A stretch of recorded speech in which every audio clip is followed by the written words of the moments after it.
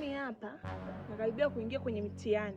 Kwa hiyo ninachokuomba, naomba tuongozane mimi na wewe twende kwa mganga. Hii mimba yangu ambayo ni mimba yako na wewe, tukuhamishie wewe kwa muda ambao mimi nitafanya mitihani kwa miezi miwili. Miezi miwili tu mimba ikae kwako. Acha ujinga basi. Bwana mwanangu BM amekuja. Shwari. Nyama. Hebu msikize anavyosema basi. Vipi tena ndugu yangu? Yaani mimi ninachotaka huyu bwana huyo kanibembesha mimba yake. Ninao mimi na mimi mimba yangu hii nataka twende kwa mganga. Mimi naingia kwenye mitihani miezi miwili.